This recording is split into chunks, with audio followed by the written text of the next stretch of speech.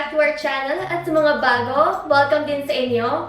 Dito sa channel namin, marami pa kayong matutunan na recipes at hindi lang yun, meron pa kami mga travels at saka mga funny challenges. Kaya, mag-subscribe na kayo and don't forget to hit the bell button para ma-notify kayo tuwing may bago kaming videos. Ngayon, gagawa tayo ng isa sa mga paboritong dessert natin mga Filipino, which is Cassava Cake.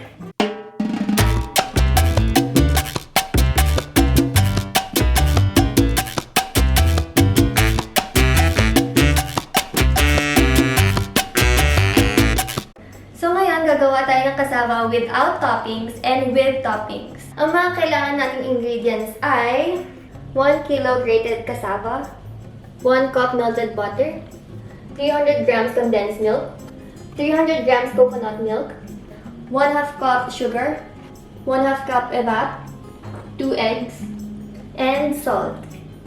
Para sa toppings, kailangan natin ng 1 can of condensed milk, 2 tablespoon flour, and 2 egg yolks. So, nandito na yung cassava natin sa mixing bowl. Ngayon, i-add na natin tong butter.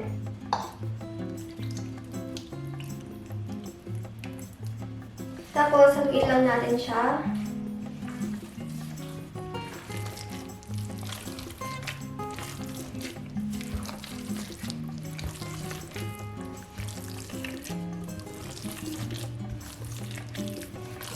Super favorite ko tong cassava. Tuwing magkikita kami ni Mommy, pinapagawa ko siya ng cassava cake kasi favorite ko talaga yung recipe niya. So ngayon, recipe niya i-share ko sa inyo. Tapos, lalagay na natin tong condensed milk.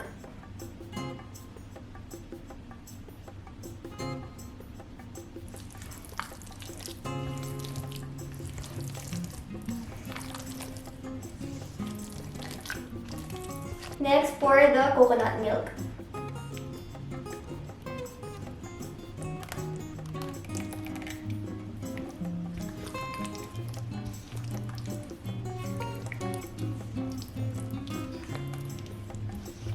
Okay, lagyan na natin yung evap. So ako, gusto ko siyang i-mix every after ingredient. Kasi wala lang, pang pahaba ng video. Ina-joke lang. Kasi nag-enjoy ako maghalo. Hindi kasi siya mahirap haluin, no? Parang super dali. Tapos parang, siya, therapeutic siya para sa akin. Nakaka-relax siya. Hindi naman kayo nagmamadali, why not? Pero pwede niyong pagsamahin lahat ng ingredients in one bowl, tsaka niya siya i-mix. Para mas madali. Pwede naman pala sabay-sabay, pinaisa-isa mo pa sa akin. Lagyan mo na rin yung iba. Lagyan mo na ito lahat. Okay. Sorry naman. Yun. Sa therapy ka pa dyan.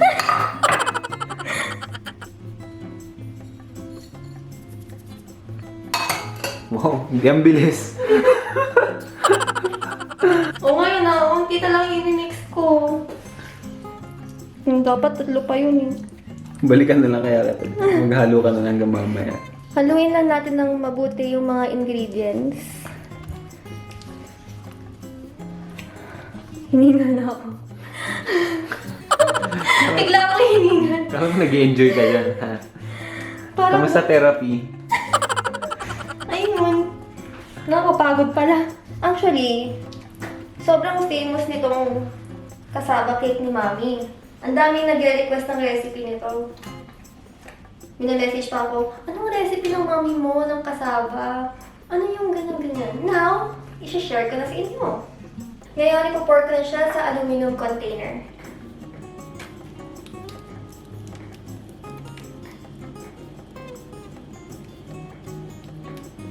Ngayon, lalagyan na natin to sa oven. Pinihit ko na siya ng 180 degrees Celsius. Okay?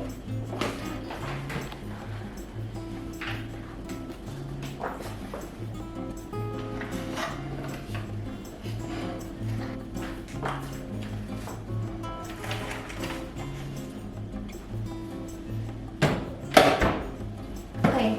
So, lalagyan lang natin siya dyan sa oven for 30 to 40 minutes. Hanggang medyo mag-brown na yung ibabaw.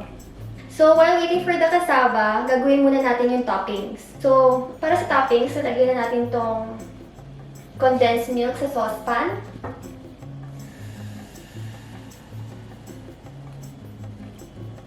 Then, lagyan na natin tong flour.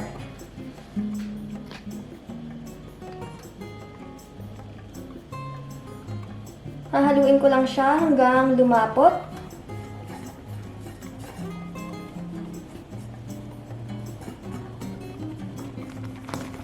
So, ayan. Malapot na siya. Ganito yung gusto nating ma-achieve. Ganyan. Tapos, tatanggalin na natin siya sa heat. Tsaka natin ilalagay itong egg yolks.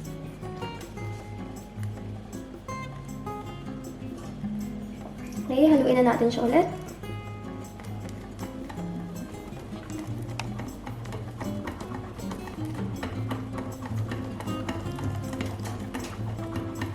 Ayan, so na-mix na natin siya mabuti. Ngayon, nalagyan na natin siya sa ibabaw ng cooked cassava. A few moments later.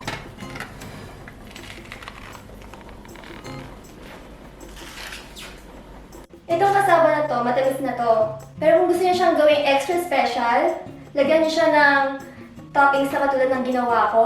Makaka-add din to sa texture sa ibabaw ng cassava, tsaka mag-add ng tamis, para siyang caramel, ganun. Ito yung most requested ng mga family members namin. So ngayon, nilagyan na natin siya, spread natin siya sa ibabaw.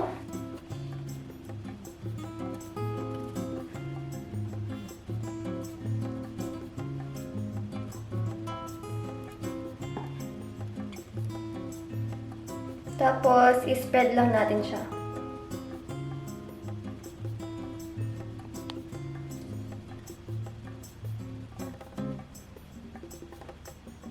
So ngayon, babalik na natin siya sa oven. Same temperature for another 5 minutes.